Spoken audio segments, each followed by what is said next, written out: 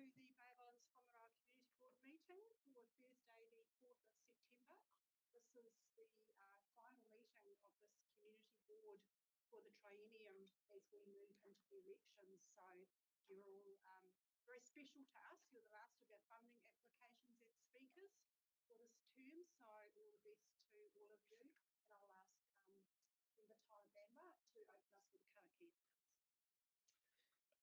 Ki te mahi me te ngākau auaha, me te whakamahi I ngā pukenga, me te mātauranga I roto I ngā wānanga, me ngā whakataonga, kia whakatūria e titahi hapore mātātika ana, e tū kotahi ana, ka mutu, ka whakapiki anō I te oranga o tō tātou rohi, ka whakatau anō I ngā take o te rohi, I runga I te tika me te pono.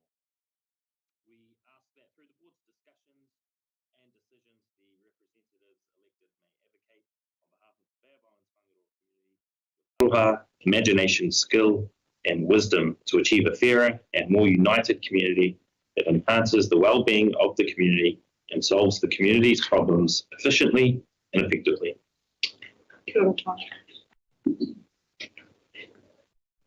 I will move straight into apologies. I have apologies from Member Jane Hindle and Member Roddy Hapati Pihima. I will move. Do I have a seconder? All those in support? Against? That's carried. Just in relation to Councillor Babe Kappa coming online. Yeah, he's not online yet. I've just unplugged one or two stuff on my monitor. For joining us sometime this morning. And just in relation to conflicts of interest, I just wanted to query on page 19, or just to point out, I should say, when we come to do Donald's item, that Member Tyler Bamba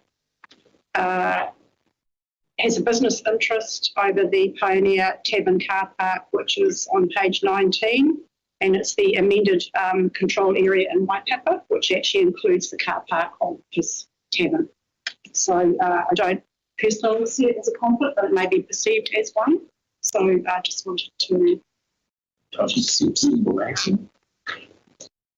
No, I'm happy for you to speak to that if you need to. Waipapa is your area, you know, the activity that happens in and around the business and their area, so really important to be involved in.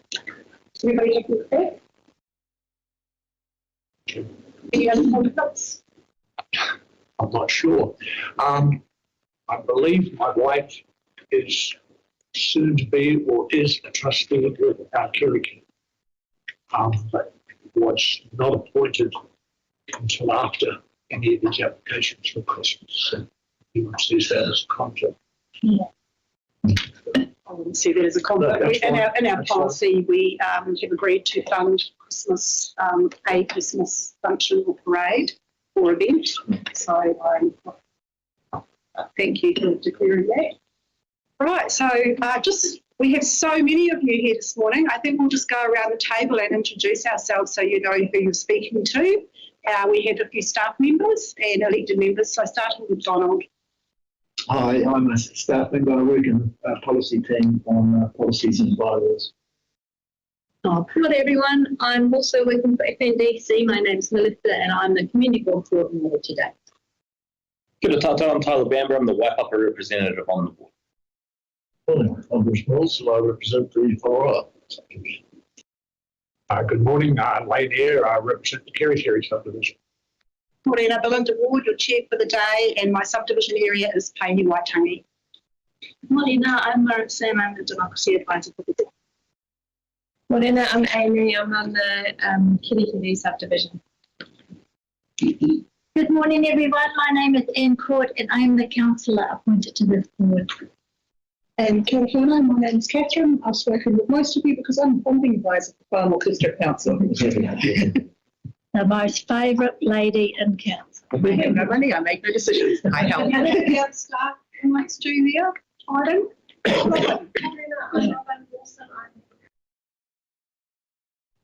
Kia ora, I'm back in some facilities and T-box. Welcome.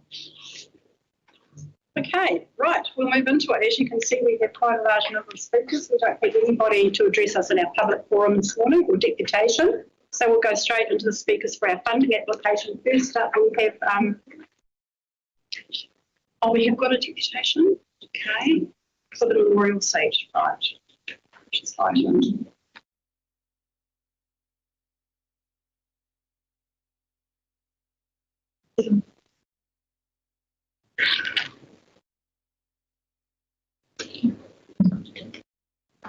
Begging pardon, we do have somebody to present to us in relation, we have Pip Campbell speaking to us in relation to the memorial seat for Janet Planet, which is item 7.3. Just for your information today, we have you have 5 minutes to speak in public forum or to your funding application. The lovely Marissa to my left here will indicate to you when you have 1 minute left to speak. She will raise her hand, and you may wish to leave some time for questions, which are included in that 5 minute slot, so entirely up to you. So can we have Pip, Alistair and Barbara? Okay. Just a minute. There's an invisible spot there. Because you actually are being live streamed. Okay. Just so you're all aware that this meeting is being recorded. On the hearing aids, it doesn't mean to say I can't hear you, but I don't hear you well. That's right. This is item 7.3 in our agenda on page 113. Well, my name's Pip Campbell, and I was a resident of Russell for 40 years. I'm no longer there. I look at my house from across the bay. I'm here today to speak in support of what I would like to see my daughter Janet Planet. My first born daughter. I'm here to request on behalf of the town and my family a small resting place behind the town hall. In there's 3 there already, and there's a spare space for 1 more. I came to Russell in the 1980s, brought my mother here who was 80 something, and she lived there for 16 years and departed, and brought her here because it was the same place, safe place to be, and it turned out to be a very, very good place. Janet came back from her world tour and looked after my mother and while we were away in Otago in the Pacific until my mother died in 1992. So Janet has been part of Russell for a long, long time, very much mixed up in just about everything that is going there. Just have to find out where I've got to. When she came here, she only came for a short time to look after my mother, but she's stayed forever. And I would like to see if we would support me in the village in the seat that we're trying to get permission for suspended. Okay. So that's about it for me. Thank you very much. I also have, on behalf of Madeline Sigley, because she couldn't be here, so could I read that? Yes, certainly, yes. The Bourne Community Board. This letter is to support a suggested bench seat in York Street, Russell, in memory of my dear friend Janet Planet. She was truly an amazing woman. For many years she looked after the town of Russell and the people that lived there. She was passionate about the community and supported it in every way she could. She was not just a shop owner, she was a volunteer St John's Response and a volunteer for Meals on Wheels. She took many of the people in the community under her wing. She had 2 wings and looked after them and made sure that they were cared for by having groceries and provisions delivered to them and to the medical centre, for example. To have a seat in her memory would be wonderful. The love for this sweet little town would continue and her memory would live on. Thank you for your time, Madeline Sidney. I haven't got a complete speech, but I just like to say that everybody knew Janet in Russell. She helped so many young people. She was always there to give a helping hand. She volunteered at the ambulance, getting up at all hours to drive the ambulance and then coming and opening the South Sea Arts afterwards. She was always there. Lots of people still remember and miss her, and it would be so lovely to have a seat opposite South Sea Arts where you can go and sit and remember her and think about her. Thank you. Yes. And yes, Thank you. she's a larger-than-life character. Yes, Extremely. definitely. Yeah. Most of us, everybody in Russell just, just knew her. And, not just in Russell, overseas as well. yeah. On the other side. I just have a question in relation to the plaque or the what is the intent of the? I read it in the application that there would be an acknowledgement with the seat. Where is that? Is it going to go on the seat or beside the seat and sides of it? What's the intent of the plaque? I have looked at others and they seem to have a brass plate across the top and the middle of the back support. And I guess that's the way it is, unless you've got regulations for the way it should be. I said that I'm aware of, but that the memorial seat will be registered, should we approve this, in our Art and Memorial and Public Spaces register. And so that it will always be tracked because it will be going on council land, so it will become a council asset. So I was just wanting to know what your intent was for the plaque or whether it's going to be a sign beside it, or that was my only question. Are there any other questions for you? No? On the back. On the back, but where people sit with their back against it. I think. On the bench seat. Yeah. No, it's not a bench seat. It's got the others have got arms. Is that what you were asking me? Yes, just so you're going to put it on the slat on the seat. On the back, on the back where you lean against. Yes. Yeah. And I wanted to look, if possible, like the other three that are there, which have got metal. Nice. Yes, lasting. Lovely. Yeah. Thank you. Thank you for your presentation, and we'll make our decision a little bit later in the meeting when we've heard all the other applicants. You're welcome to stay. Thank you. Or you'll just, Catherine, somebody will inform you later. Thank you very much for your attention. Okay. Thank you. Right, so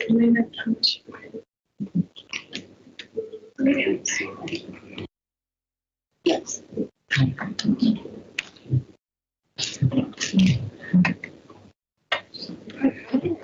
So next up we have Robin Tauroi.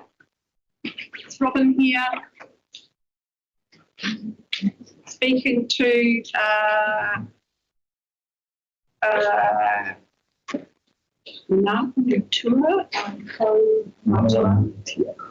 Manawanui-tia. Manawanui-tia, thank you. My pronunciation is Dylan. Kaumatuatanga. Yeah. On page 142. Welcome.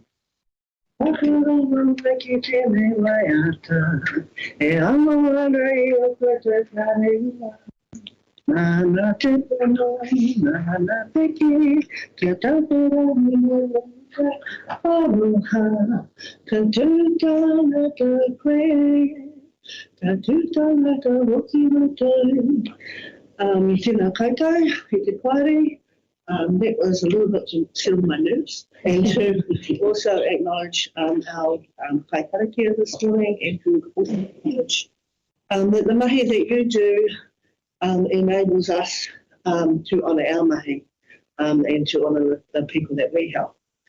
So, Manawanui tia I ngā kaumatu kuia o Whangaroa is actually program that a group of volunteers of us have been running for about 4 years now. We meet every Friday morning at the church. Oh, we used to meet at the church, but at the moment it's closed for renovation. So we moved to the rugby club. Our expenses have gone up. By moving, and this basically is to tunnel for some future to help with our increased costs. I've missed thanking you for approving a previous application that I put through, which is to run, I organise a lot of our arts on Tour New Zealand concert performances in Whangaroa, and I received 2 sets of funding, so I didn't need one, so hopefully I can get it this time. Quickly, I was hoping to look through a few of the photos. These are some of the researchers that basically, we go to the next one, identify, we've kind of slipped one, but identify that the 6 things there we provide for our kaumātua queer who have been diagnosed with dementia or Alzheimer's, and these are the 6 things that we provide, 5 of them. Not the marae environment, but the rest of them, because it's socialisation, it's reo, it's waiata, it's uplifting their wairua, and karakia te mea. So, like I said, you have the application in front of you, and just open for any question. I know that the date on this, we had this come to us, we let this lie on the table from our last meeting, if I recall, so the date on here of the July start date, that's not, I wouldn't consider that to be funding. Just point that out. Questions? No, yes, coincidentally, when the STARS application came through, there was a first one about the, what do they call it? With Maureen Patterson's Sonic Research Society. Would that be suitable for your meetings here? Which is renewed up well. I don't know. Not for the walkers. So, and because there's no parking along that long driveway, they'd have to, at the moment, they're getting up that ramp, but it's very slowly at the rugby club. Yeah. But there would, it's quite muddy, and that footpath is not the best footpath. It's been through my mind, really. Yeah.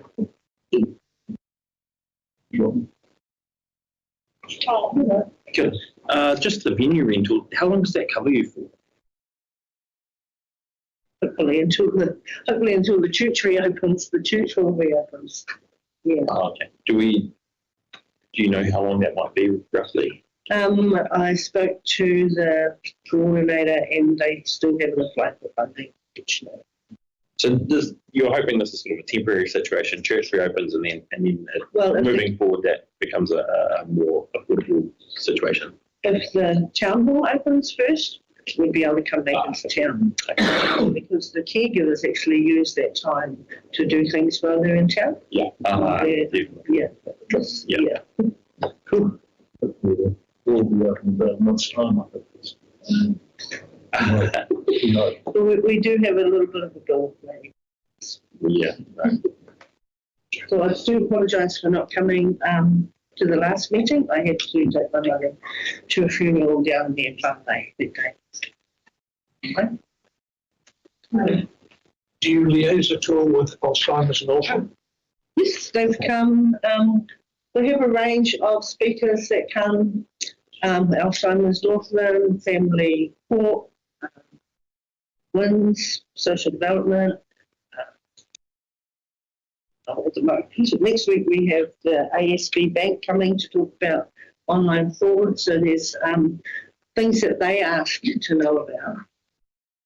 Then we try and get a speaker to come in. So, and we do like to give them a call up, but sometimes it's just our pockets most of the time. Any other questions? I just had one to finish off, Robin.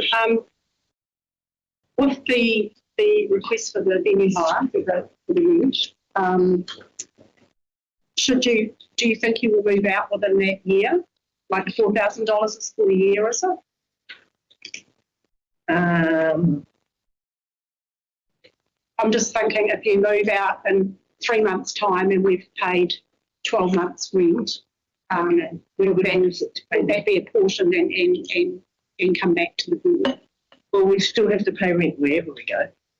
So it's a little bit less. The rugby club's a little bit more expensive. So, yeah, we do like this concert, which I'm organising for October the 4th, is actually to raise money to keep up with our expenses.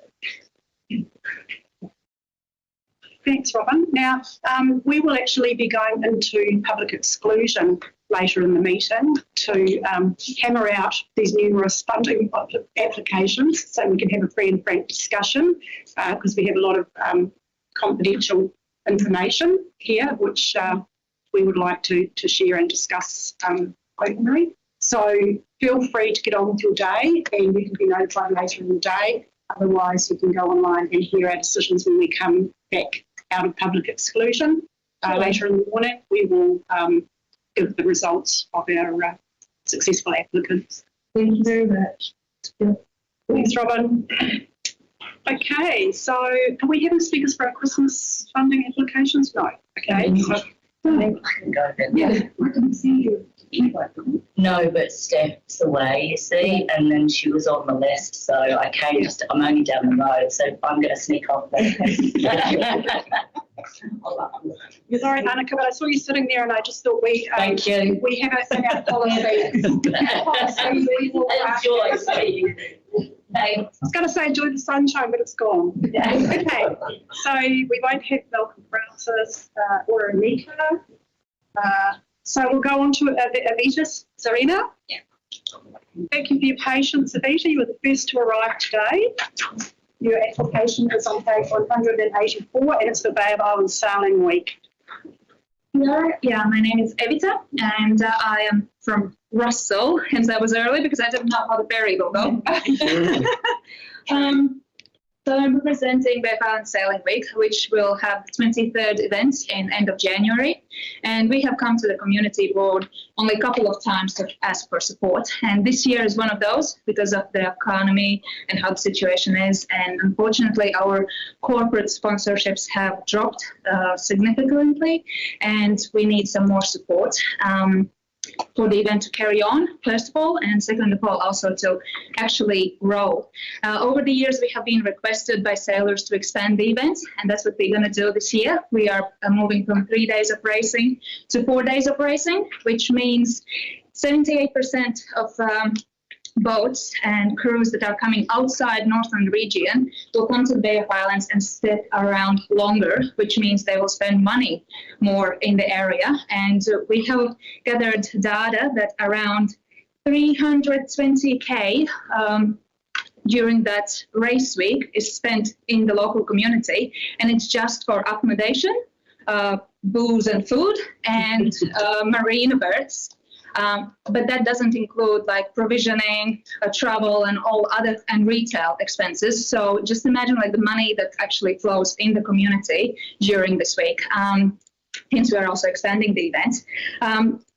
And because it is this massive amount of people coming outside the Northern region, we are asking to support our marketing costs because that's how we can reach these people. And we have set up a new podcast to reach people. We are using a local professional Jacob Future Media, now known as Insight Media. He works with a lot of local businesses, and we are reaching youth also. It's not just the people who know the events, but we're reaching new people and new blood, bringing back into the events and bringing into their area. With this also, we are happy to share all our marketing materials with community board for you to share and to promote the area. And we have also talked with Business Bay of Islands Association, and we can share materials with them. And we are working together with community groups. Today I have a meeting with Project Ocean Mind, and they will do some kids activities around Moana and sustainability to have during the race week at the headquarters in Opua Cruising Club. Resilient Russell is coming and helping us with sustainability and recycling. And yeah, the ripple effect that comes from the sailing week is not just during the week, it's outside of that. So prior to the event in December, we have a collective bay-wide beach clean together with Project Ocean Minds, Resilient Russell and Russell Land Care Trust and other groups in Waihi, Waitangi, Opua, Kearo and Russell. And it's amazing how it has grown during the last couple of years, just from the collaborations that have been created. And then last year, an example how the ripple effect affects the whole community is during the sailing week, we had Opua Cruising Club supporting Bay of Islands Yacht Club youth sailing program. And then after the event, they invited the kids to their race events and competitions. And it's just, yeah, it's and enjoying the area. It's all what is built around it. And yeah, that's why I'm here. Just to, I know it's really hard. There's such big and important requests from other groups, but I would encourage to think in a bigger picture what the event actually brings to the area as such. Thank you. Any questions? Happy to answer. Yes, thanks, Anita. Couple. Yes. It used to be run primarily out of Auckland. Is it still? The event, the sailing week. It hasn't been run out. What do you mean by run out of Auckland? The structure of sailing week was run out of the. Yeah. Well, when I was doing volunteer work for, I was always hired or appointed by somebody in Auckland. Because the committee is made of volunteers and they come from different areas of New Zealand. This year, we have new committee members and a lot of people have changed, and the majority is actually from Bay of Islands. But yeah, the committee is made from various people. Yeah, but it's not run out of Auckland as such. You said you have a couple? I did. We might come back to the other. No. Here's the other one, and this is twitching. Are you getting a break on moorings from Far North Holdings? Yes. Yeah, so they help us. So Far North Holdings are helping a lot, and Bay of Islands Marina. First of all, they are doing monetary sponsorship to help with costs, but they also support with their services and supply help in that way. Can I ask how much Far North Holdings contribution? So in money, it is 3,000 this year at the moment, but I'm trying to input more. And it's probably in there. Yeah, there should be. And then they are providing free for the volunteer boats and the chase boats, like free pontoons and parking, and also the car park is free of use. They give us their meeting rooms and all that side of things, and they help to organize all the for the racers when they come in, organizing all the logistics for us on our behalf. Thank you. Questions? Just the recommended amount we've been, so you've applied for 13,275. Yeah.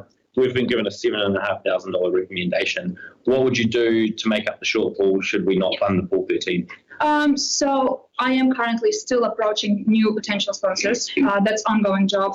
I am planning to apply for grassroots to cover some practical side of things. Just media is really hard for those applications, and I thought this would be the best place because you can benefit out of it. And then worst is there's always fundraisings and doing sausage sizzle if needed. But we are also thinking, so we are rejigging the entry fee at the moment, and this will be confirmed on Tuesday. And also we are planning to introduce support entry fee, which will be, we're thinking around $800, which covers the entry fee and gives a little money to go towards the costs, and then teams can choose to actually support the event, and that will show a lot.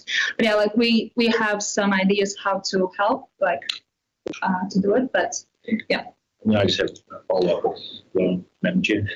Do you see this as ongoing requirement of funding, or is this sort of a bridge to get you over a tough economic time? Because, even our major sponsors who usually have given quite a big amount, they are pulling back just because it's so uncertain, and it's just this time to get over it, like this year, and then we can carry on.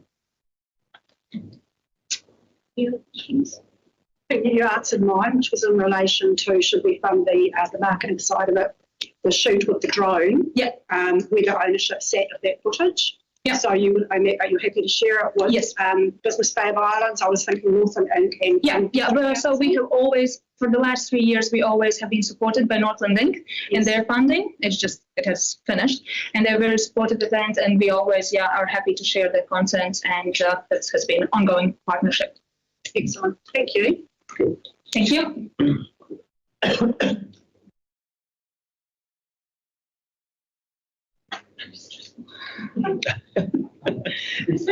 You did good. Yeah. Right. We're so scary, aren't we? People stand up in front of us. Okay, next up we have Ben Crowder. Ben's going to speak to us about WM on page 240 of your agenda.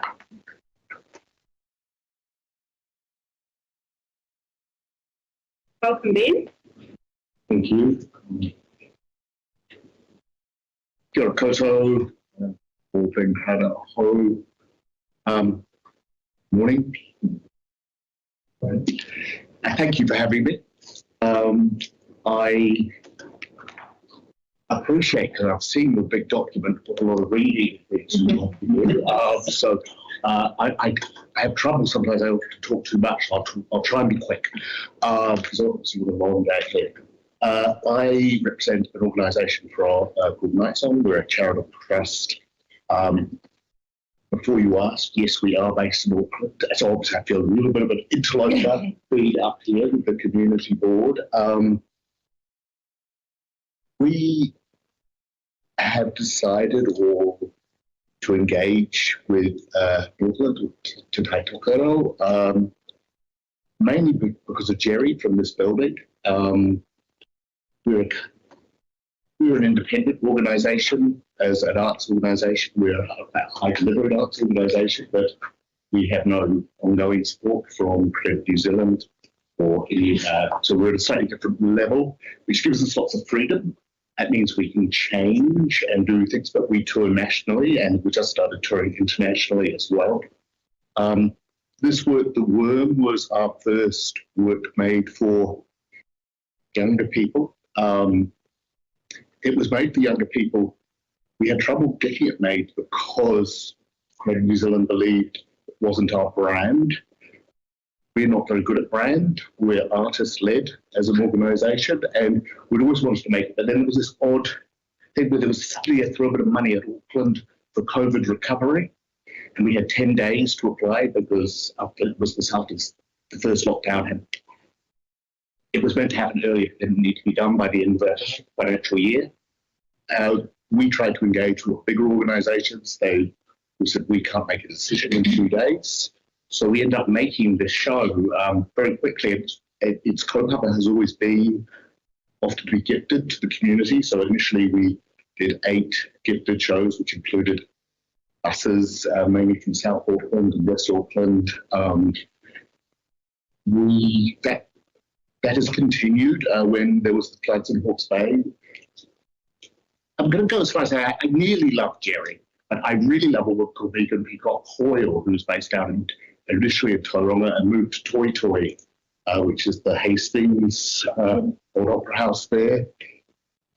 So it's interesting how one person can make a difference. And I'm thinking about Jerry, about sort of making artists want to come somewhere, because I've looked at the Turner Centre before and it always felt a bit like a dry hire, that we were going to lose money.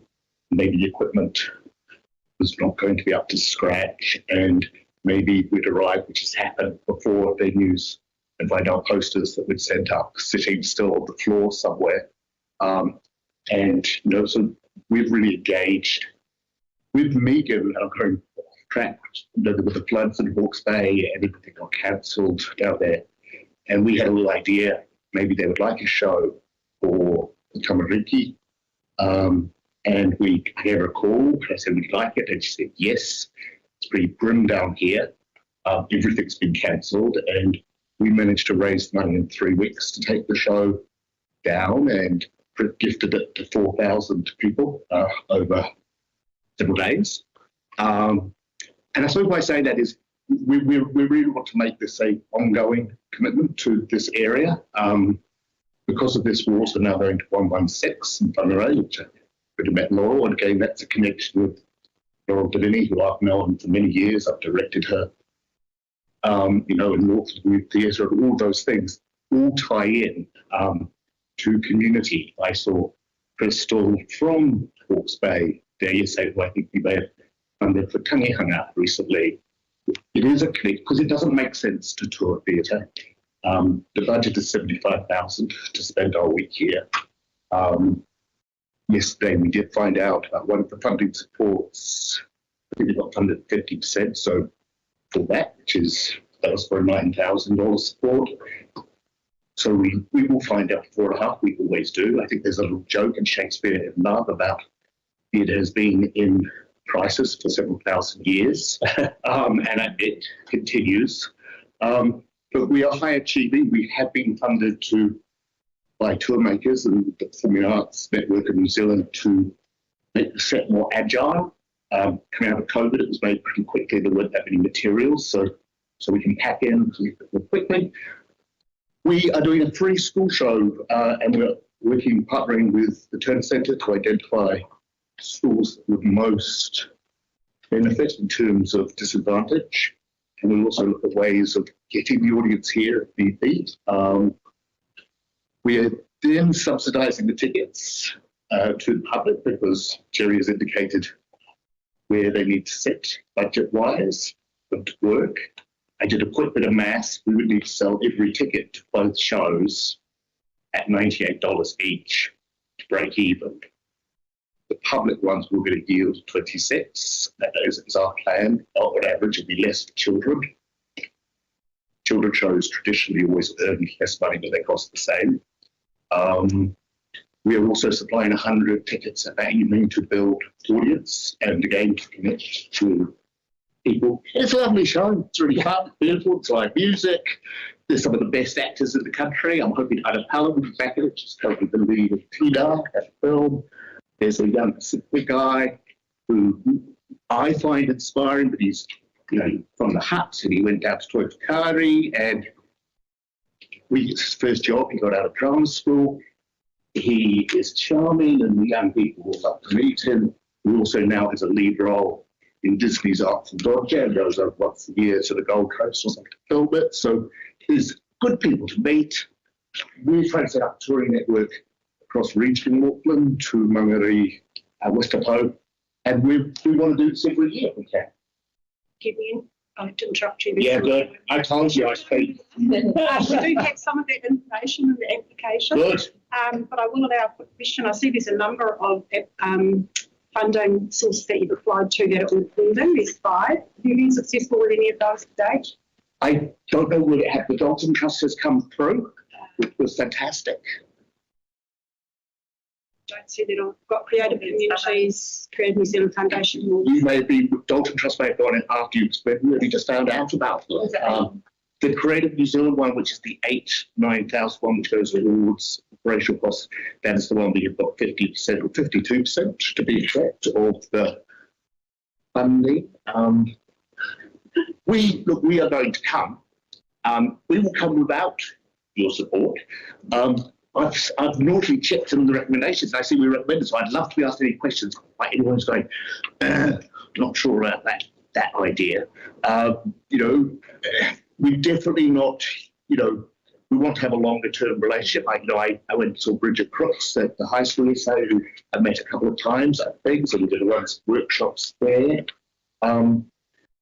We also. I think the money is tagged towards accommodation, so I suppose I'm saying the money is certainly not going into big Swiss bank accounts on the other side of the world. It's going to be going directly back into the community. Thanks, Ben. I'll have to stop you there. Sorry, just a couple of quick questions around the whole.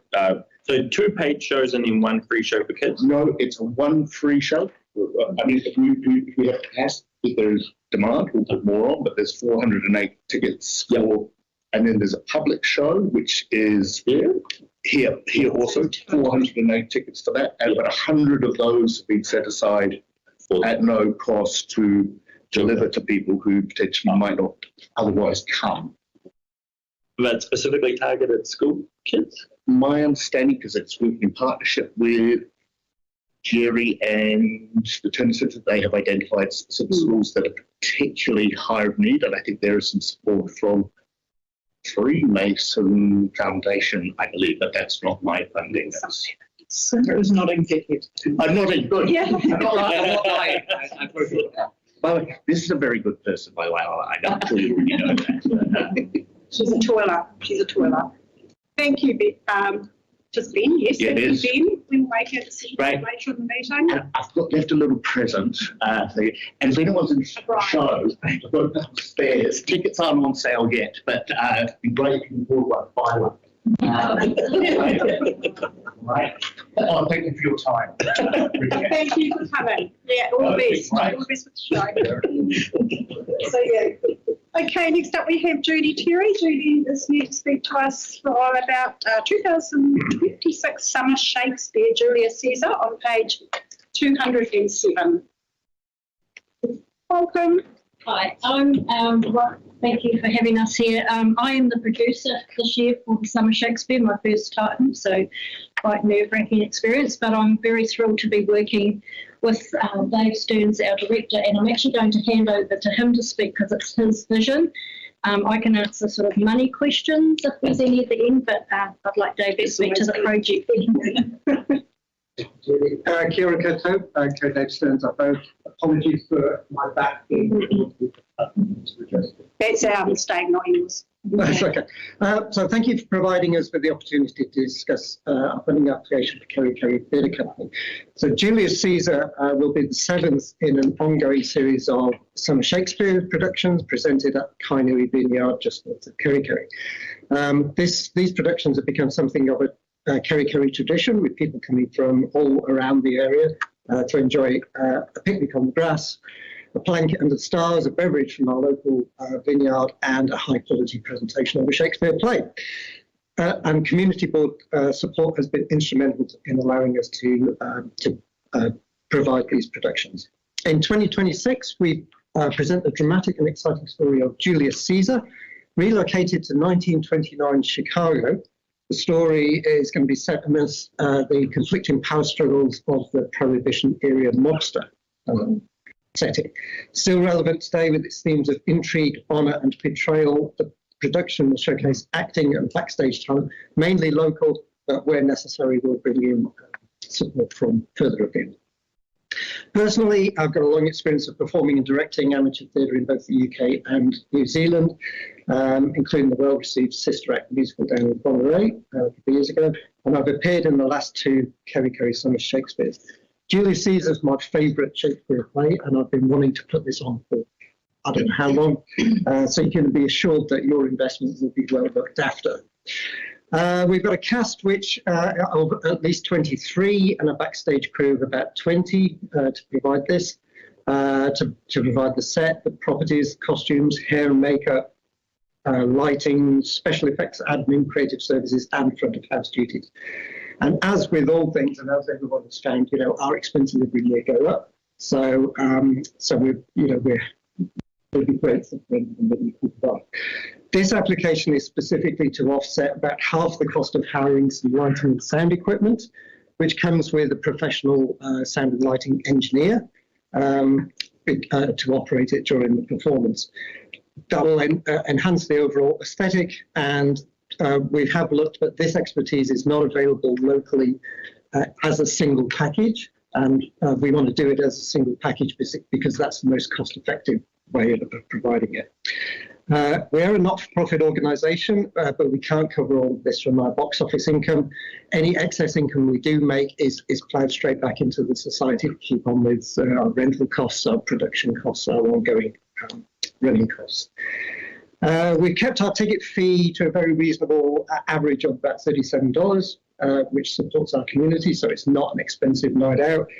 Compare that to $71 for the upcoming Queen tribute. So it's actually got very good value.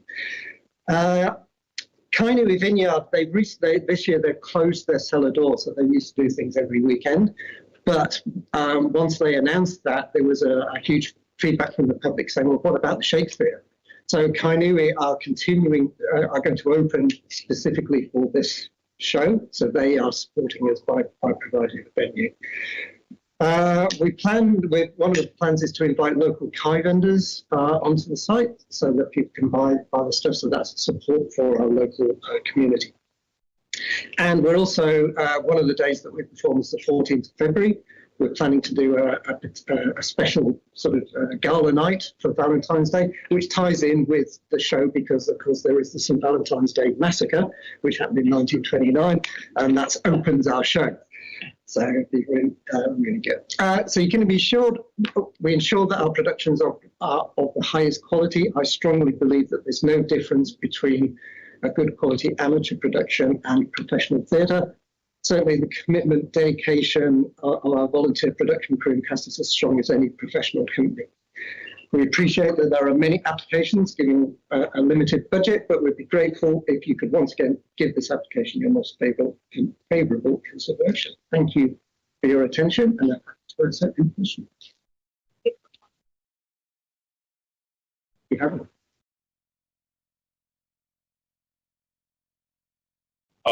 So I just see you've got venue expenses in there. Do they charge you to be there, or do they? No, it's more about the costs of setting up that environment. So they offer us the venue for free, which is very generous. Yes. Cool. But yeah, we've got things like all the backstage area. The amenities side. Gotcha. Yeah. I'm trying to figure out how I knew you. Ah. You've seen me on stage. Yeah. I can sign autographs. Yeah. You can sign this. That's your fundraiser. Just a couple of queries I put around some other questions. Just one is you're running this through our peak summer season.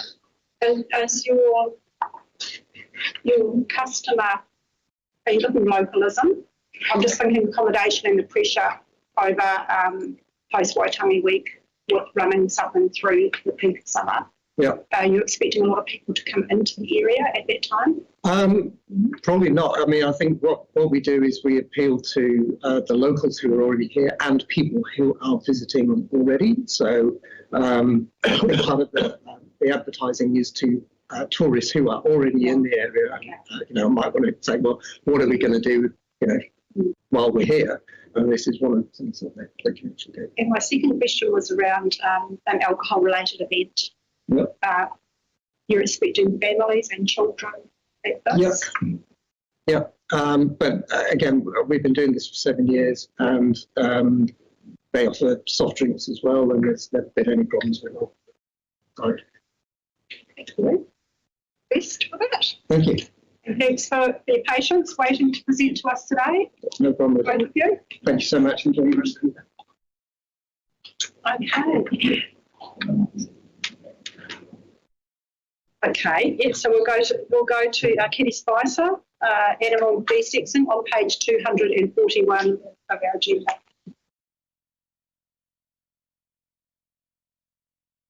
Thank you very much, and thank you for seeing me today via this link. And any problems I caused this morning? Can you hear me okay? We can hear you. Okay, great, thank you. Yes, I did want the centre manager to come today, but unfortunately you never really know what's going to happen at SPCA and every day is different. So I just wanted to speak to my application and be available to ask any questions, which I will try and answer for you. In terms of our application, I don't believe we've applied to the Far North District Council before for the Bay of Islands-Whangaroa ward. We're applying for community desexing vouchers to help struggling residents with desexing their animals. I did have a presentation, but I'll just speak to it anyway. So the outcome of this is obviously fewer unwanted litters, less burden on shelters, safer and stronger communities with less strays on the streets. We have, safer public areas, and there is a real issue with stray animals. The Kerikeri Centre incoming animals 33% increase this year than the same time the previous year, and there was a 75% increase in the number of animals being surrendered by their owners. So people coming in and saying, look, literally I can't afford to keep this animal anymore because the cost of living is so high and everyone's struggling. They're struggling to afford to feed themselves, let alone their animals. And it's not that they don't want them. There's kind of two camps. We do have some people who obviously really want to keep their animals and they come in looking for a desexing voucher. And then we have some people who come in and literally throw their animals at us because, well, they're just abandoning them and we don't have the space for them either. Space is really stretched up here with the amount of stray animals that there are, and it's heartbreaking. It's heartbreaking for our staff as well. So these community desexing vouchers really help to keep that overpopulation down. We also support other rescue organisations with desexing vouchers, and there is a lot of community collaboration. Through Bay Vets and SPCA, we desexed 2,000 animals in Northland last year. And I know that the Coast to Coast Cat Rescue have desexed thousands of animals as well, and nearly all of them, well, have desexed many animals that were undesexed that would go on to become strays. So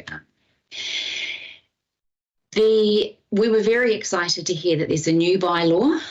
So Far North District Council has set the standard, and what we're asking for, please, is the ability to help people reach it. We really want to be the fence at the top of the cliff and not the ambulance at the bottom. And for us, this is a way that we can turn a legal obligation into a positive community service. It's proactive community support and action. Community desexing vouchers prevent issues before they arise. They help struggling community members, help keep the stray animals off our streets, and they're cost effective, as well as being, because we're an animal welfare organisation, excuse me, as well as being obviously better for the animal. Desexing, there's a lot of misconception out there in the public. A lot of people just need that education, which is what they get from this as well. A lot of people believe that desexing is not good for the animal, so it's about educating people to understand that actually it is, and there's a lot of benefits to that. So thank you. And I'm open for any questions, and I'll try and answer them, and if I can't, I will look at trying to get that information to you as quick as I can. Thanks, Kelly. We've got 1 minute. Any questions?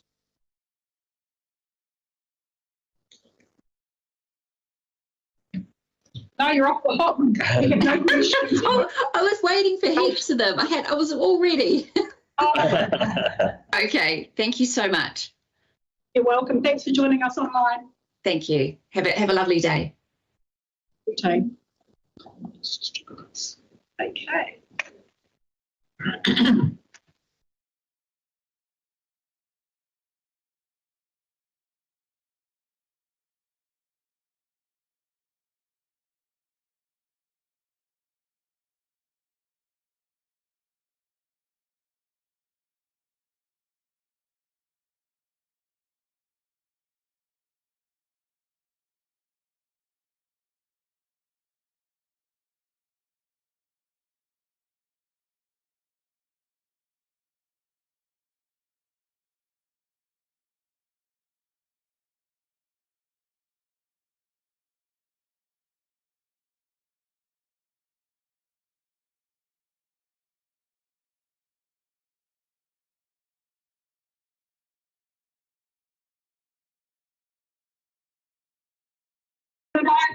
Oh, okay.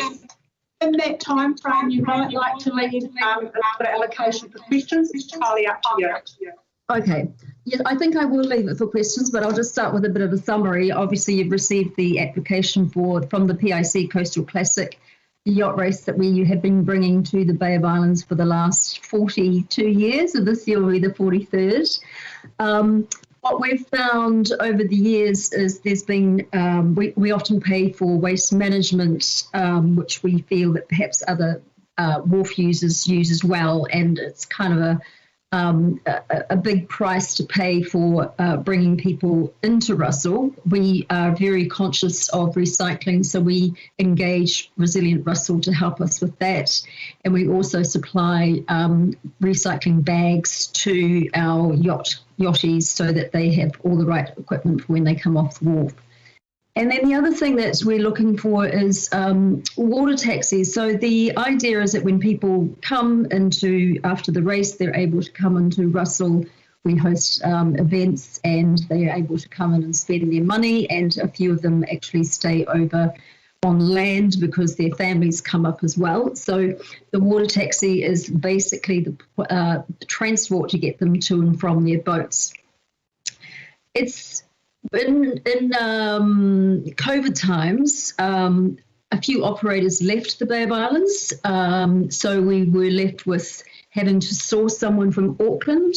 We don't want to do that. It's a big cost.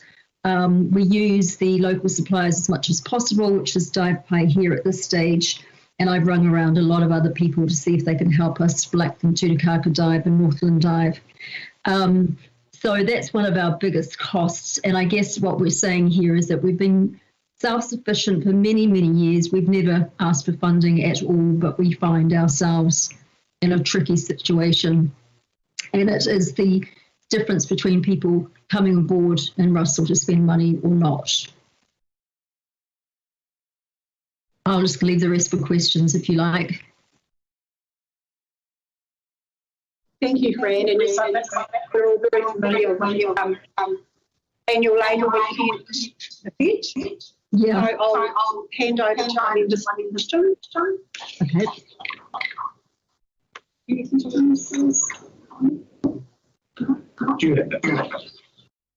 Do you have some sort of idea of how many people stay? Yeah, so Give me the information provided.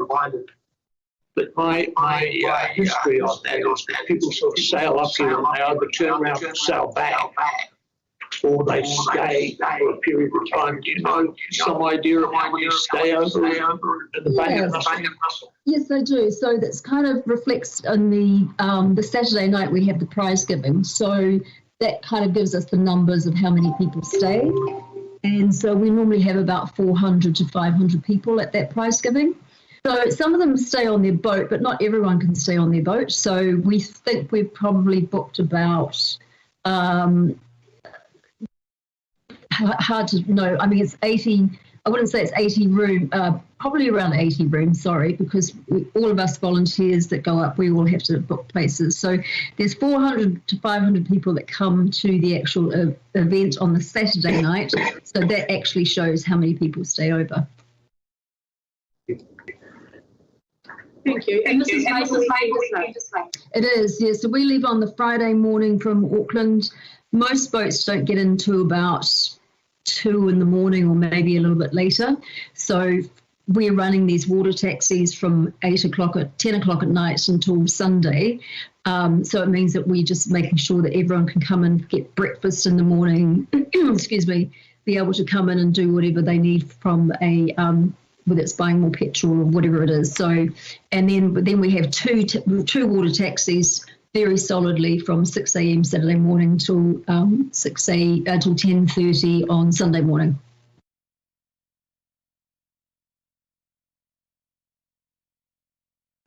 I guess one more question. Less of a question, more just I guess maybe a useful tip. I'm not sure. Talk to Seabed. There's a lady there called Nuka Van Dondel who does waste diversion to compost. I know of a recent event here that had 1,200 people and they were able to do the event with 0.7 cube of actual waste with less being diverted as possible.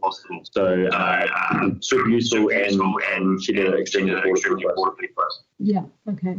We use Waste Management North and West at the moment and Resilient Russell. And they work in collaboration. Okay. CBEC, did you say? CBEC. Yeah. CBEC. Okay. Thank you for that.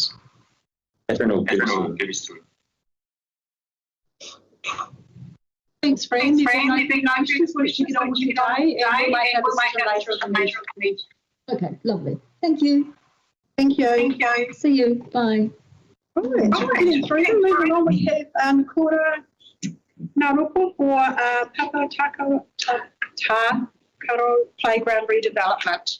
Yes. I apologise for my pronunciation. That's good. Give us my 5 minutes. Excuse me, page 251 of your agenda. I just hired out the green night.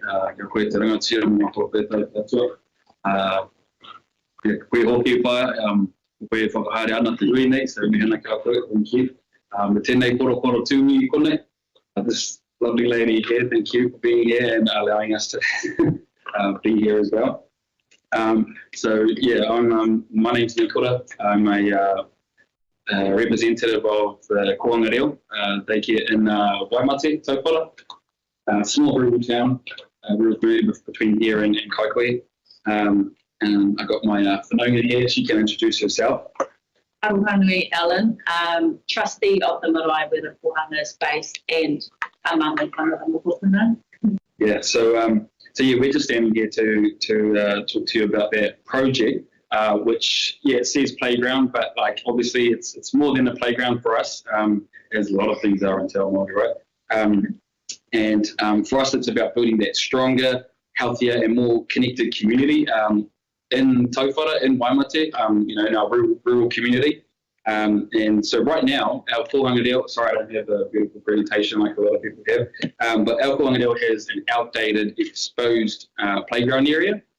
And so when the winter rains come, it forces our kids inside. Our tamariki have to go inside the building, and it just really takes away that critical space for them to run, play, and learn outside, physical activity. And so that's not just a minor inconvenience, like over the years, we're well established now as a Pohanga Reo. And over the years, it just creates that stressful, confined environment for our tamariki. But, not only for them, we need healthy teachers as well. So if our teachers are in a stressed environment and confined space, it really damages not just sort of their health, but our kids as well. So we need to try and find that balance to be able to have inside and outside. So yeah, our vision is obviously much bigger than that. And so we're asking for your support to rebuild a modern, safe, and more importantly, a covered playground. And the shelter here is key. It transformed the space from a fair weather facility to a year-round community hub. And just adding on to the community hub, the marae hosts Alakura.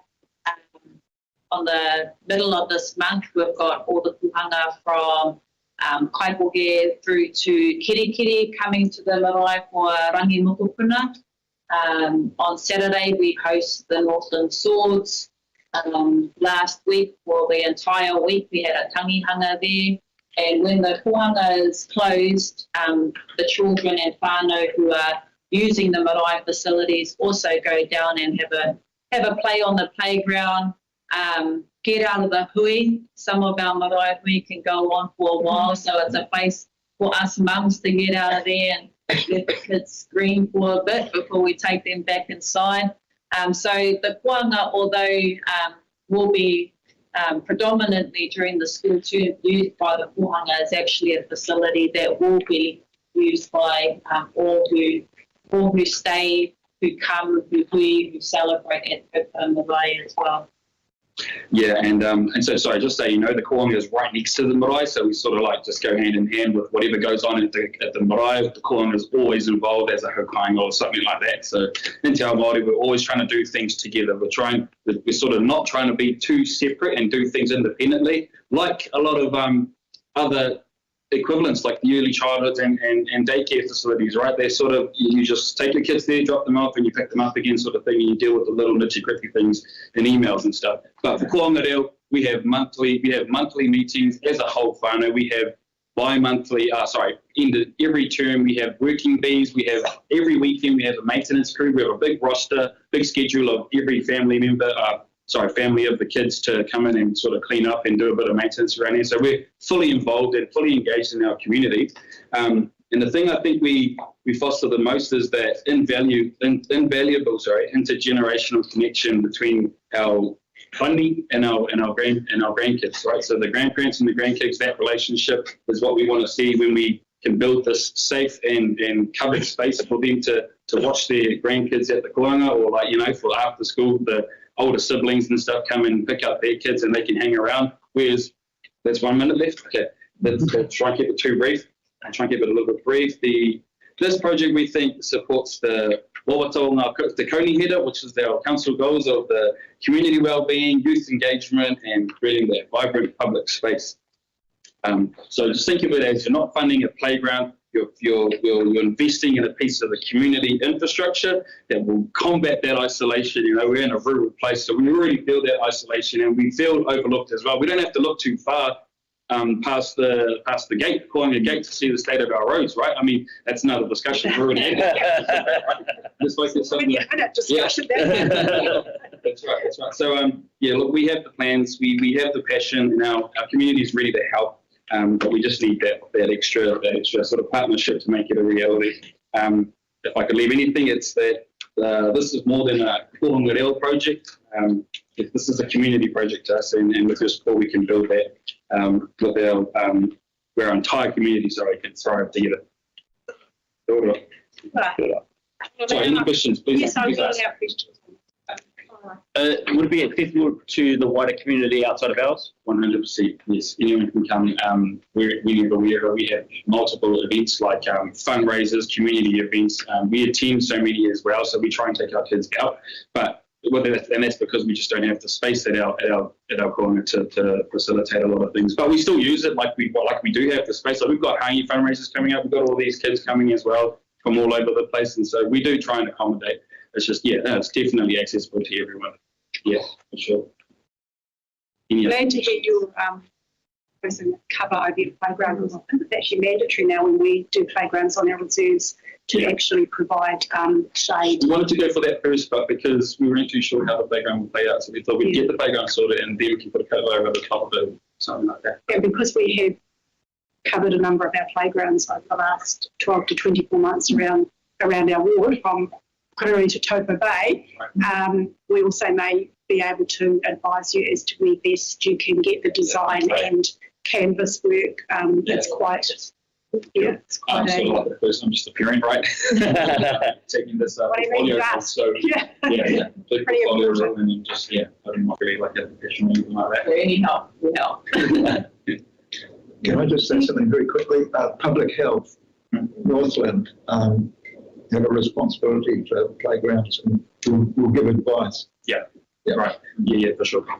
We do try and just stick to all the health and safety regulations as well with our playground and stuff. So we can try not to just avoid and put it all up together. We want to try and make sure we get, as a geotechnical engineer equivalent, I understand the regulations and things that need to be put in place.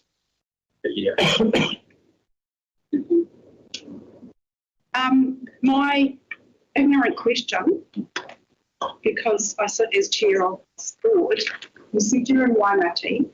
I don't know where you are exactly. I just Googled it. Never been to Waimati. I'll tell you later. And can tell me later where we have our kororo. So Whakataha Road, real gravel road, just off Tahoe Road. You got back to road picking. Everything goes back to dust matrix and health, doesn't it? You just past the Waimati Church? Yes. Just past there. Just on the right here, right? Yeah, on the right of the church. Yeah. Good gravel road. It's a dead end. It could be. I don't know that it's please come. I don't know, but I'm trying to determine if it's in our ward area. Have you been to Kokohi Community Ward? No, I haven't. It is in our ward by one road. Next road over is Waikoi Hokianga. We very carefully checked that before I did the application. Not that it's the end of the world, but it's I'm ashamed to say after all my years on this community board, we don't know our back roads and we don't know all our marae. And it's always, I think, beneficial for us to learn and to know where you are. And as part of our community out Waimate, there was a boundary change in my defence. There was a boundary change last triennium, and Waimate was expanded in the Bay of Islands-Whangaroa area. So, so welcome to the coast. And like I said, you're always welcome to. So we want to have a discussion. Yes, Amy. If we grant you the funding, when do you think you'd be able to then start, or do you have to keep? So we have to we're planning to put a deposit in this month, and the deposit will secure the playground to start being made up and transported up to us. But that transportation of it won't happen until sort of the end of the year. And well, that's what I've been told by the playground people who've given quotes. That it sort of takes quite a few months for them to get it all sorted and transported up to here. To have it erected as well, I don't know the timeframes. I think I put it like maybe a month or two, whatever, for us to put it together, and the builders and getting regulations and everything sorted, like health and safety. But we're aiming to start the new year with a new playground for our kids when they come back. That's our ultimate goal, and I think it's quite realistic. The playground people are on board with it. We just need to be able to back ourselves up with finishing getting all the funding for it and then putting it together, get the budget.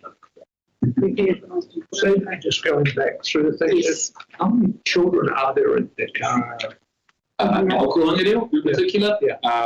We've only got capacity to have, I think, between 20 and 30 or something like that. So that's sort of, we are growing. We've got a long waiting list. We are still growing. We're trying to grow. We just need to grow that space first to accommodate that. Can't sort of force 30 children into the small space we have, especially when it's raining, which is a lot. And I would imagine the playground and looking to add to attract and I mean, it adds to the well-being, so of the wider community. Yeah, so sure. Like we were looking you can't grow if you don't have the facilities. Yeah, for sure. Swings apparently are a very, very important thing for kids to have. For adults too. So the bus stops in Europe. Exactly. So you understand the bigger picture, right? We're starting with kids. We want these kids to have the best start they have. Any other questions? My final one to you is you had an application into Rural Communities Trust for $3,000, which is still pending. You heard anything? No, I haven't. No. Not yet. Not holding your breath on that one. Sorry, one last thing. We would be the nearest public playground. Closest. Sorry, I was meant to mention that. Yeah, the nearest public one, we would want to take our kids to Kirikiri. The Kaikoura one is not as big as the Kirikiri one, but I mean, we often do take the kids because much bigger space. And we're feeding so many schools as well, from Aotearoa to Kiri and Kawakawa and Kaikoi. We just feed all of them. And that is the closest. Thank you both for your patience and for your presentation. And sorry you've had to sit for so long. No, it's been an awesome hearing of the thing. Yeah. So inspiring. We're very diverse in our ward, as you can hear. A lot of, social community. Like a little bit of Shakespeare on my back. Well, I thought maybe you were going for the de-sexing. Well.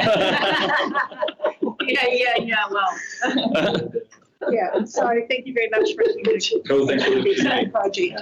Thank you. We now have Tanya Burton. Finally, one of our first to arrive in last year. This is the Walker Safety Workshop on page 262 of your agenda. Excellent.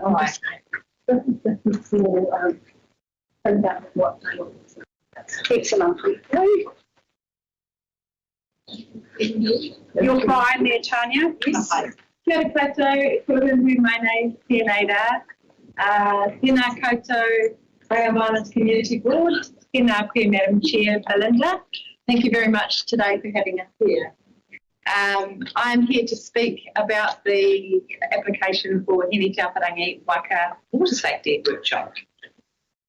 First of all, I'll introduce myself, ko Tania Burton Aho, no Ngāpuhi, no Ngāti English at home. My dad is English, my mum is Māori from here in Kaipuhi. I have had a passion for water and water safety for over the last 30 years, having owned a business in the Upper Tasman National Park where we run water taxis and kayaks. My most important thing when we did own the business was water safety. So I'm here to promote water safety as well as apply for funding to do water safety workshops.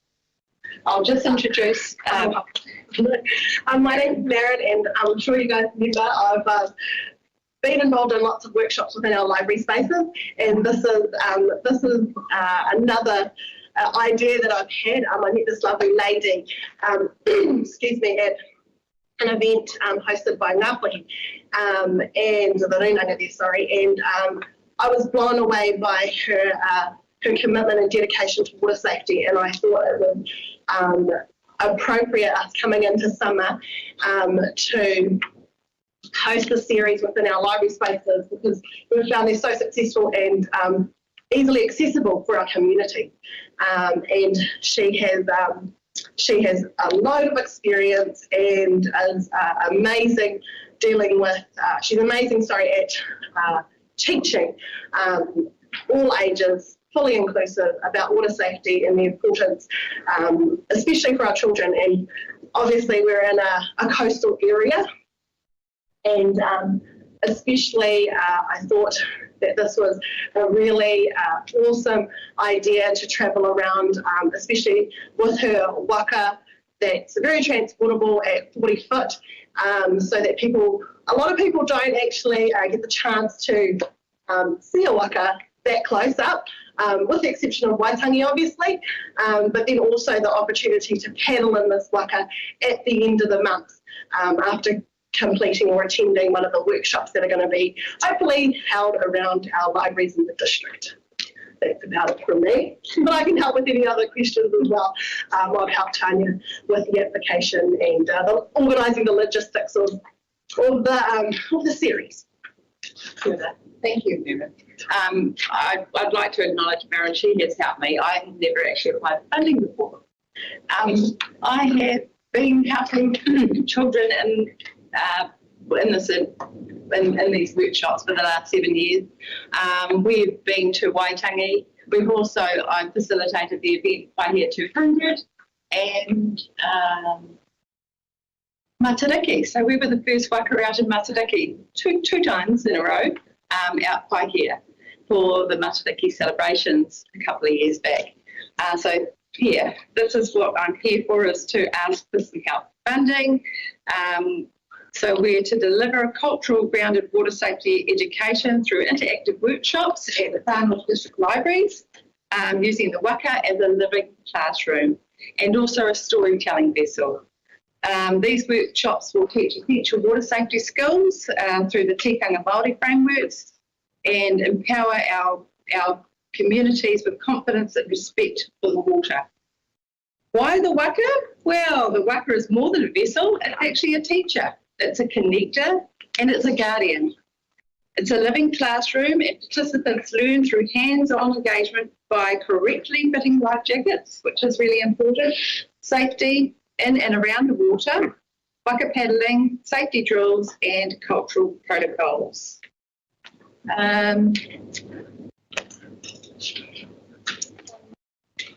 Why the libraries? Sorry, 1 minute. Thank you. Any questions so far?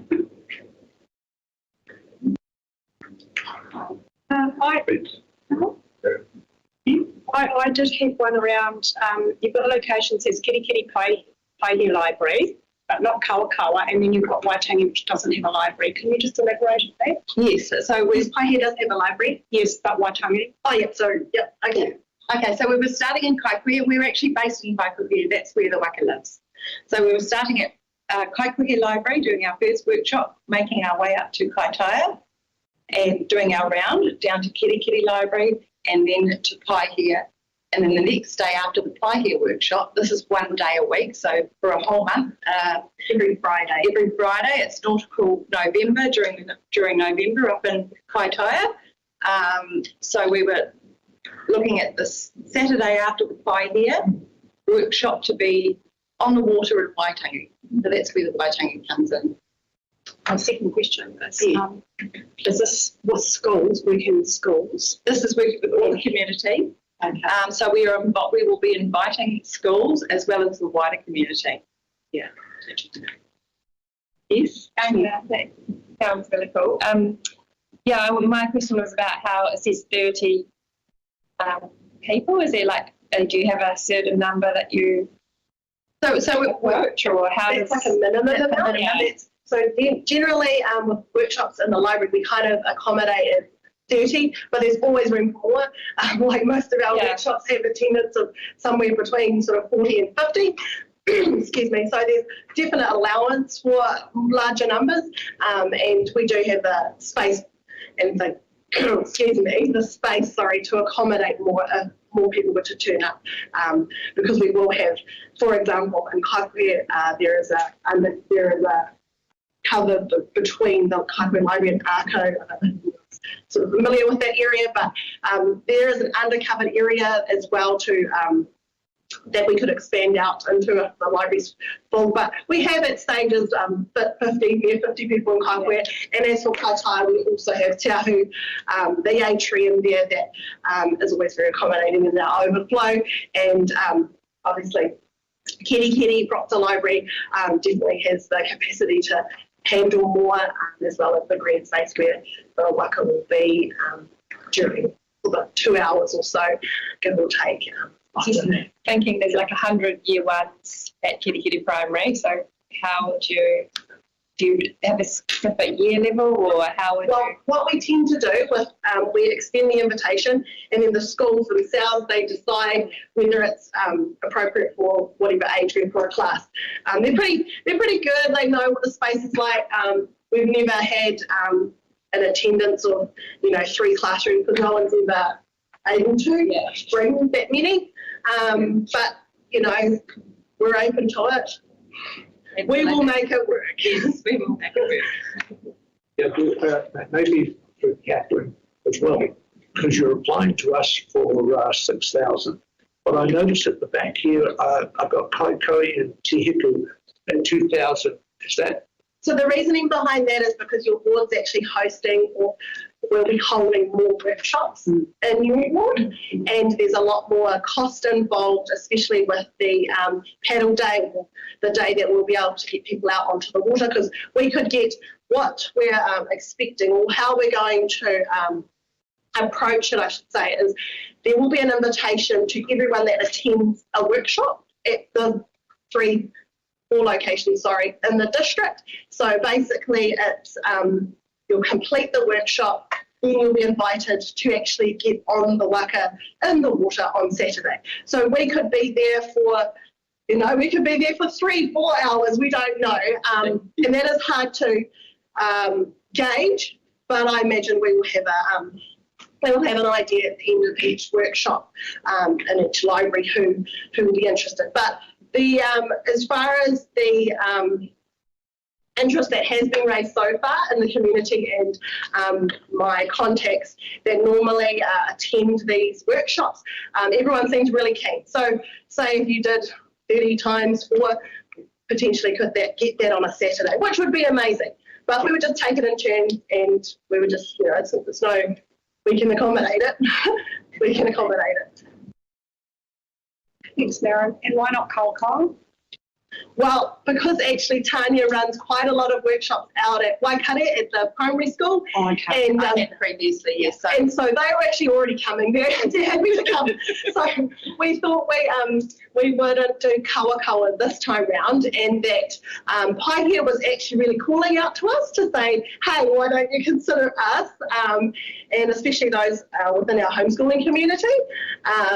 Really thought that it was appropriate, especially to have it on Paihia on the Friday, and then we'll be back out there first thing in the morning on Saturday. And numbers of homeschool kids in the area? Oh, All of our homeschool, well, in that Paihui area. Oh, okay. Not off the top of my head, but on average, anything that we hold, in this Bay of Islands board, I would tend to get on average about 8 to 12 homeschooling students to every workshop. But I will say that there tends to be more interest in things with a Te Ao Māori focus. I'll be honest about that. So we can get anywhere between sort of a dozen to 20. And as you know, homeschooling groups, the ages can range from, 5 to 16. So we can cater for everything in between. Thank you very much. That's well over our time. Maren and Tanya, thank you for your patience. And I knew I had seen you. Yes, so apologies. I recognise you. Right. And feel free to stay at the end or get on with your day. I love you. Thank you very much. And finally, we have Jerry. I think we have Santa Smith for the Mr. Diwali. Page 273. Funded last year, I think. What's happened? Yes. You're familiar with this?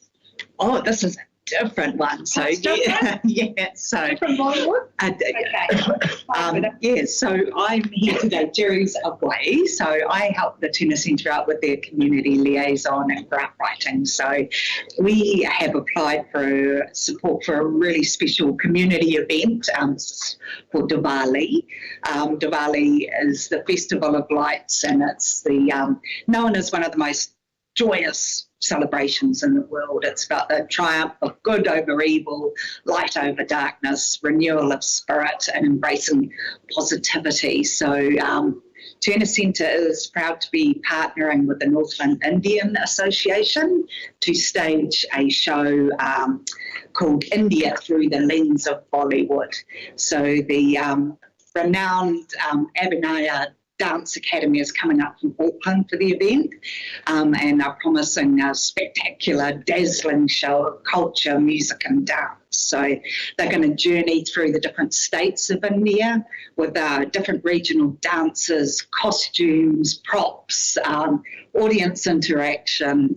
So it's going to be a really fun event. So, and before the show, people can try Indian food from our local restaurant, Turmeric, and there's a local Mendi henna artist coming to do body art and a body photo booth. So, the local Indian community's already really excited. They're out sharing and spreading the word. So it's a really positive event as far as creating a sense of belonging, inclusion for the wider community. It's a unique opportunity to learn more about India, which has such amazing, rich cultural traditions. So it's, a win-win thing. So it builds on, I think, the success last year of Carnival Latino that was held at the centre. So that event sold out. We had more than 400 people come to all party together and learn more about Latino culture. So, and I think it also represents the Tuna Centre's ongoing strategic commitment to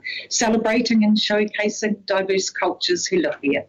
And also aligns with Toi Mana Arts, Culture and Heritage Strategy, which calls for the celebration of diverse cultures. So we're asking for your support so that we can enable tickets to be sold as pay what you can from $5, so everyone who wants to come can come. And I think it'd be more than entertainment. It's about bringing the community together and celebrating and embracing our diversity. So thank you for your time. Any questions? Sounds fun. Yeah. It's, I guess my only comment really in relation to this is that we have a very rapidly growing Indian community in our ward. I'm not sure right across the district. It'll be the same.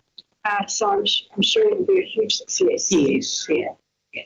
Questions? Right. You get off the hook. Thank you.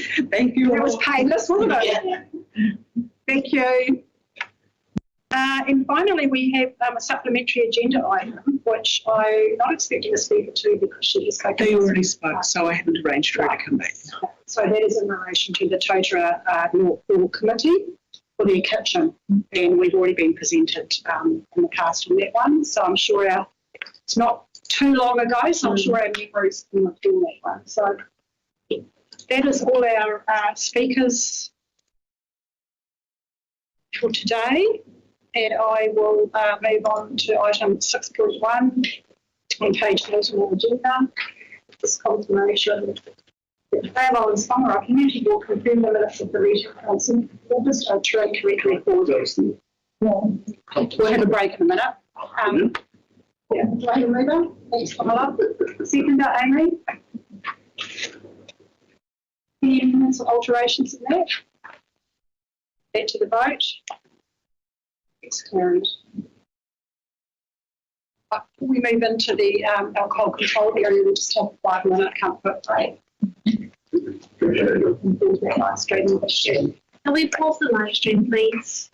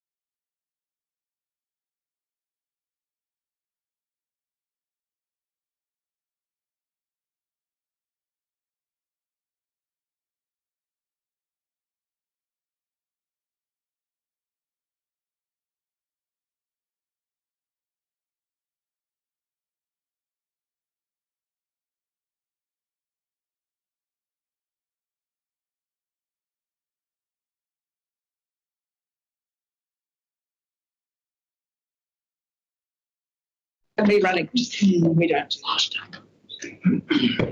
I'm being positive, probably we're going to be doing this. If everyone's done their homework, it should be easy.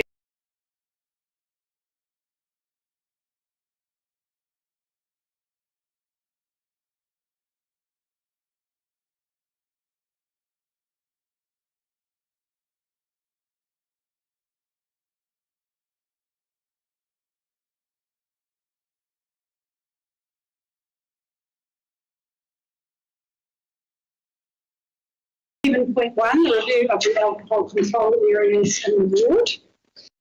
I will put that the Islands-Whangaroa Community Board under section 147B of the Local Government Act 2002, which means that Council by Resolution A declares 2 new permanent alcohol control areas that will apply 24 hours a day, excuse me, 7 days a week all year round.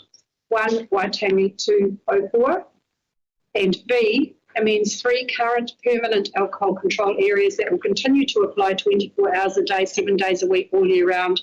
1, Paihia, 2, Waihapa, and 3, Kirikiri. I'll move. Do I have a seconder? Thank you, Elaine. We'll just flip through this by page.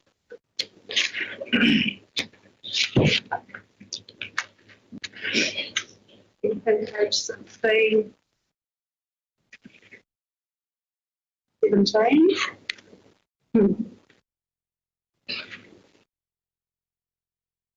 Page 18.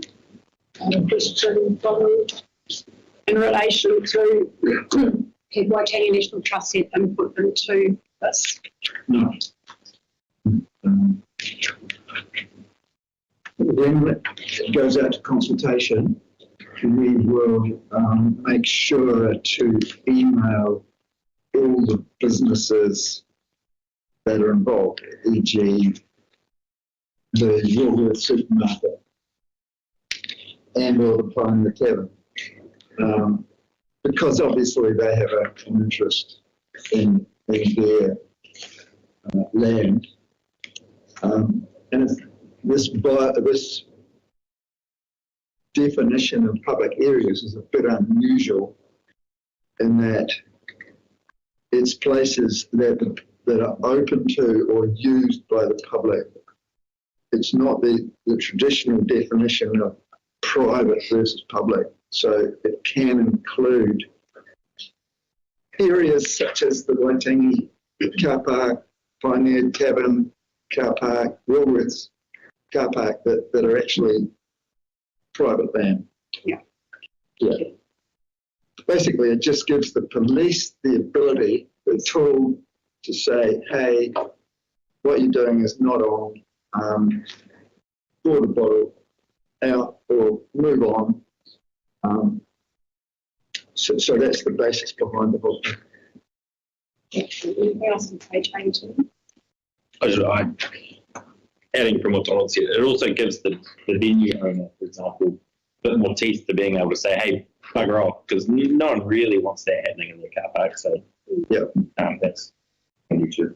There's obviously the issue of freeloading that you're very familiar with. Anyway. Yeah, cool. Moving to page 19. A lot of the falls in my area, just in relation to the amended control area in Paihia. Under 1, you've got reserve of Davis Crescent, Marsden Road. Just, I think, descriptions around things. It's actually the Lucy Elizabeth Woodward Reserve, and I think it should be named rather than on the corner of. They've picked that up already, and for the council report, we've amended that. Likewise with Opua, we don't have member Hindle here today, but the number 4, Richardson Street, facing the beach. I really would have to go and stand in Richardson Street to know what that meant. So perhaps a better description there.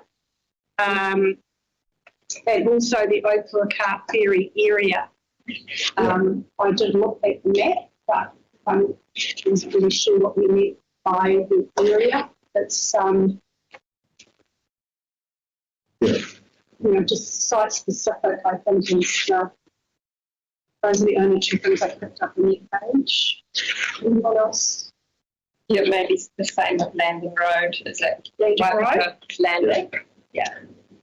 There's an apology around that in that I'm working with the GIS team to update the maps. And the maps, once you see the maps, you can see it instantly. Yeah. And for the council meeting, which is on the 25th, we will have the amended maps. So there's a bit of an element of trust here with the three community boards. We've given a little bit of a loose description of, this is the area. But when it comes down to the geographical boundaries, that'll come down to the maps. Yeah. Excellent, thank you. So sorry, just to confirm. So you're going with what the current map looks like and then what the proposed map will look like? Yeah, essentially. Yeah. There will be as it stands, there's in the bylaw, there's a register of resolutions, which has 23 current maps. And for this ward, there will be 5 new maps. The 2 new areas and the 3 amended areas. And they will go into the amended register of resolutions. But backing that up, also there's an interactive GIS map that's zoomable, if that's a word, that will be used by the police or anybody with an interest to see, hey, is this playground in the alcohol control area or not? Yeah.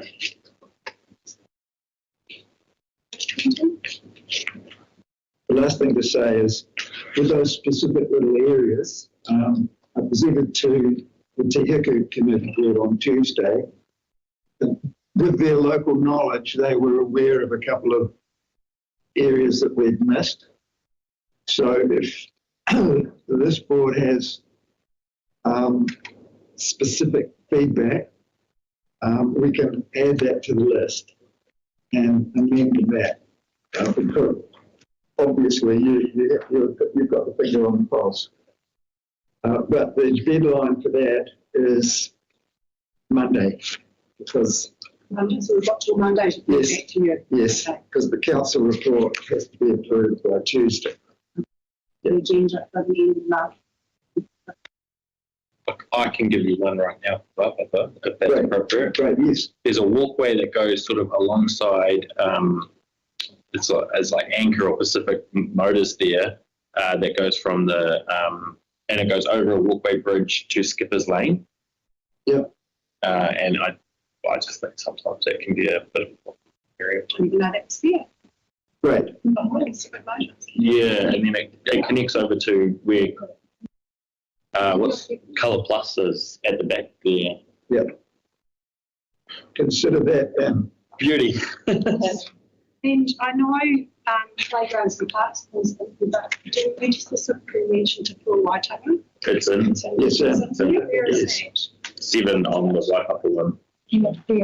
Oh, and then because the Oh, yes, it is. Sorry, apologise. the sports complex, the Kitty Sports Complex by the bypass there. Yes. That's already a liquor control area. No.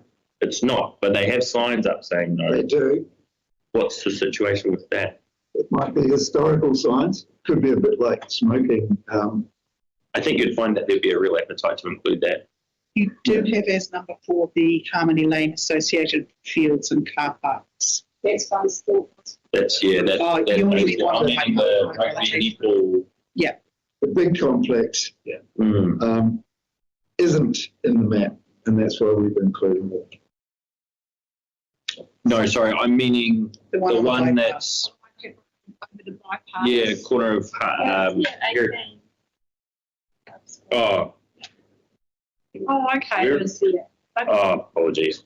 Yeah. There's the top of the I'm with you. the bypass. Mister. Yeah, no, you're in there. That's in the Kerikeri zone. Okay, sweet as. And then there's 2 lots of sports grounds in the baseball and then the Te Pua Waitangi. And then the new. Yeah. Sorry, I'm just. Sorry, I didn't mean to interrupt you. Somewhere along the line, I had presumed that all sports grounds were alcohol-free. Alcohol-free. I don't know where I got that. As far as I'm aware, but this is just updating the list. Yeah.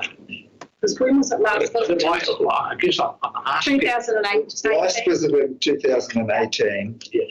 The maps at that time largely went to the main streets and the main reserves, which is all very well, but you read the report, a lot of public drinking and public disorder as people hiding away in little nooks and crannies and lanes and car parks. So the whole exercise is really to fill in those areas that were missed back in 2018. Because the previous focus tended to be on bars and clubs and those areas rather than in basic, playgrounds. What's the situation with the domain? Because I see that's on the map, but then I was under the assumption that it wasn't a liquor control zone. No, it is. It is on the map. Yeah. The current map. Yeah. Including the playground, and it's quite a big. So when you see people playing a particular sport, say in the evenings, and they've got a few beers on the domain, that would not be. That technically is. Kerry Cricket Club applied for an annual special licence. Technically, it's an alcohol-free area and they shouldn't be doing that. But the nature of the bylaw is the police have discretion to act. So if things are not disorderly. They've got other things to do. And somebody having a quiet drink in a picnic area or whatever, so be it. But it is a tool that they can use if mayhem starts to happen. Okay, well, I think this is a very thorough report. Thanks. It's extremely informative, and I think if there's any further amendments or additions, that members can get those to you by Monday. Yeah. Most of what we've touched on are actually in there. They're just worded in a way that we perhaps didn't pick them up.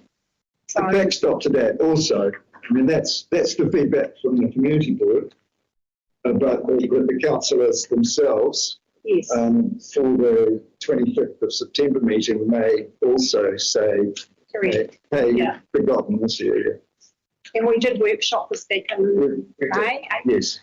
So we have had a bit of a crack at it.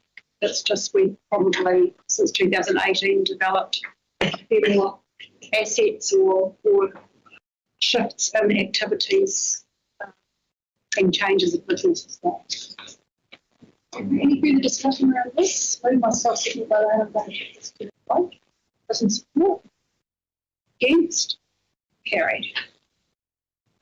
Moving on to item 7.2. Thank you very much. Thank you, Donald. Thanks, Donald. Yeah, nice to see you and have you at our meeting for a change. Oh, love to be here. It's the best place. And you don't say that to Hako, do you? I say that to all. Well, at least you're honest with that. Yeah. Okay, item 7.2, the Islands-Whangaroa Community Board A approve the draft reserve management plan for Simpson Park public consultation. We recommend that Council 1 approve the initiation of the public consultation process under Section 16 of the Reserve Act 1977 to classify Lot 35 DP 51470 as a recreation reserve.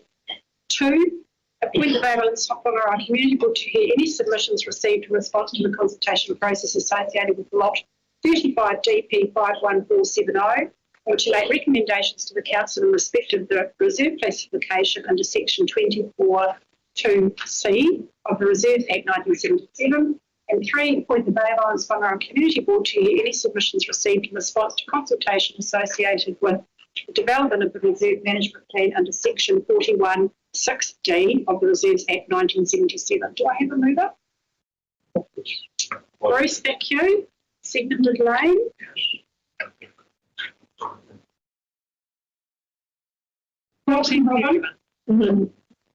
In the absence of Roddy. Yes. His mother is very unwell, so apologies from Roddy. We will take this recommendation on board with these steps to actually go out and consult, and thank you for working with the community. And as I say, Roddy's not here to have any input to this. I'm sure he's very appreciative of the work done thus far. I see the date of the hearing is set for March 2026. Should there be a hearing? And I'm delighted to say that Roddy will be here as an elected member. He is vacant for Kawakawa unopposed.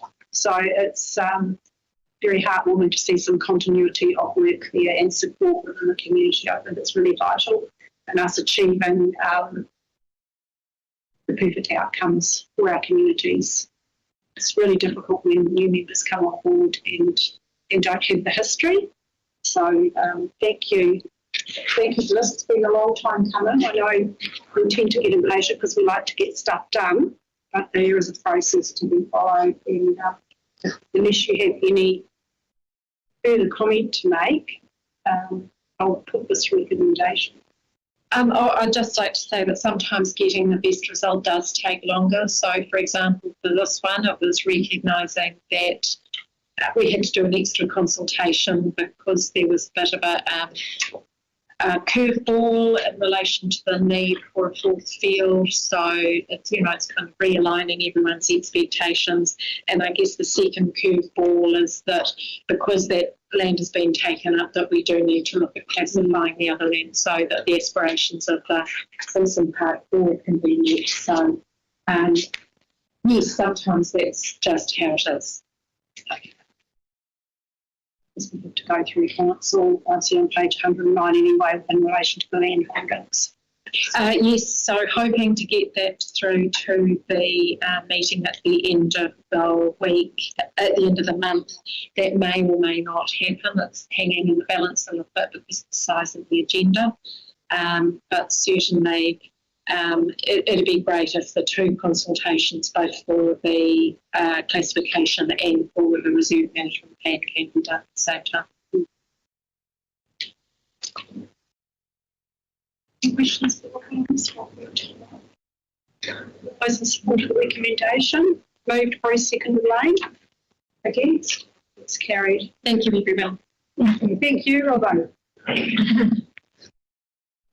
Moving on to item 7.3, page 113 of your agenda. The recommendation that the Bay of Islands-Whangaroa Community Board approve the installation of a memorial seat for Janet Planet situated on the village green at 6 York Street, Russell, in the position indicated in attachment A of this agenda report. Do I have today?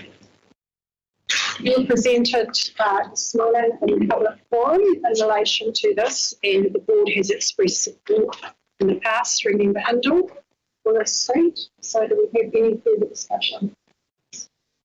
We do have the report writer here to answer any questions if you need. And Janet's already well known. Yeah. Any questions? Anybody happy with this? Yep. Right. Move Lane, second, I'll put it to the vote. All those in support? Vince, Carol, you? Easy. That was a fun, Mark, wasn't it? Thank you, Mark. Go put the seat in. One of the things we did discuss at our pre-meeting was the ground around where those seats are. If another concrete slab does go in to put the seat on, which I assume it will do, is it leaves quite, by the time you spray around the edges, it actually leaves a very small piece of grass according to the map, that may want to look at whether or not it's worth actually having that piece grassed, because it will die off in summer and in winter it will just be muddy. So if there's going to be people walking in that area, so that's the only thing that Lane and I discussed at our pre-meeting. If we want to take that into consideration, entirely up to you. Don't know whether you would want to put stones there or anything else, or just leave it like that. But these areas can get quite ugly, especially when you have a new work on it.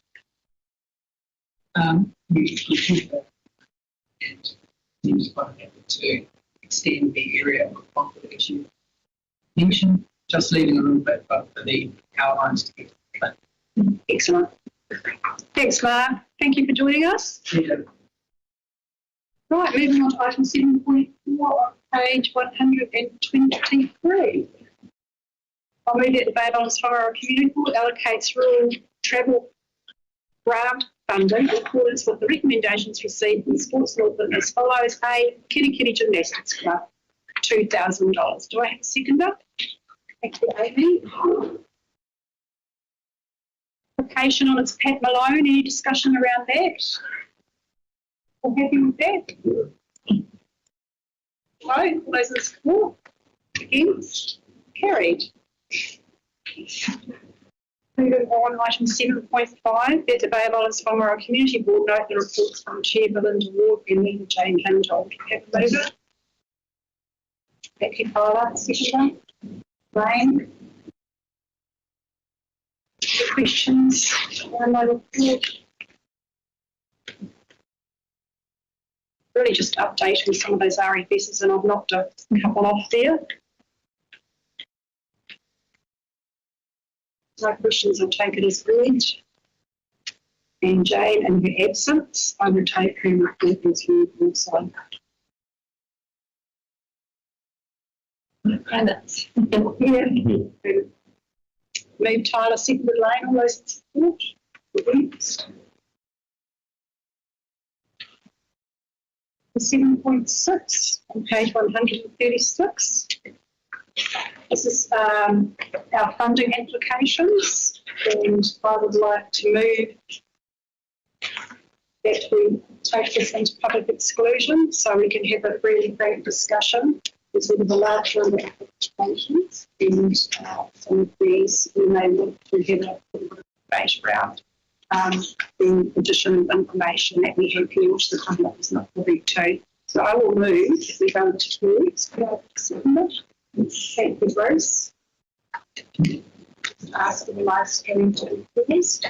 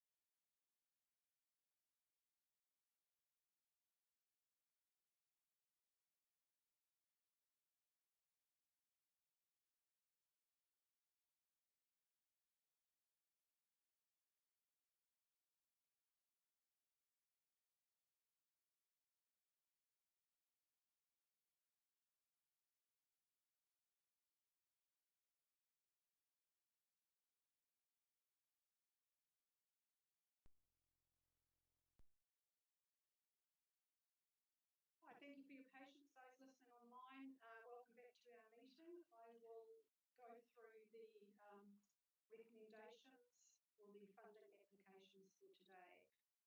So firstly, A, we have moved $3,000 for Robin Taurua towards Mano, here we go again, Manawanutia, Ho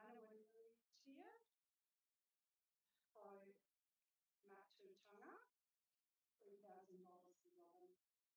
B, $5,000 to Business Bay of Islands, cost towards Christmas 2025. C, $5,000 to Kaupapa Business Association for cost towards Christmas 2025. And D, $5,000 for our Kirikiri for cost towards Christmas 2025. We then have $5,000 to Bay of Islands Sailing Week 2026 for cost towards marketing and venue hire. $811 to Clear Border for cost towards youth photography exhibition. G, $3,000 to Kirikiri Theatre Company for cost towards Summer Shakespeare 2026. New Zealand Multi-Hull Yacht Club for cost towards PIC Coastal Classic 2026, that was lost. $3,000 to Night Song for cost towards the Warm Tour. Royal New Zealand Society for the Protection of Animals for cost towards animal desexing, that was lost. $7,500 to Te Kohanga Reo o Taurangi for cost towards Papa Tākaro Playground redevelopment, that was approved. $5,000 to Te Ohuwairua Journeys Charitable Trust for cost towards Te Aparanga Waka Safety Workshop, and $5,000 to the Centre for cost towards Bali Festival 2025.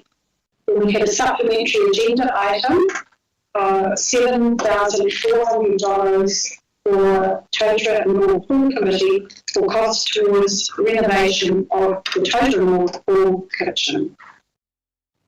So that concludes the results of our funded applications in item 7.6. We will now move on to item 8.1 on page 208.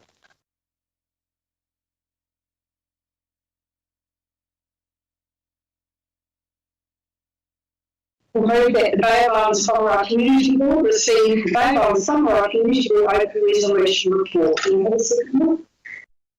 Lane, thank you.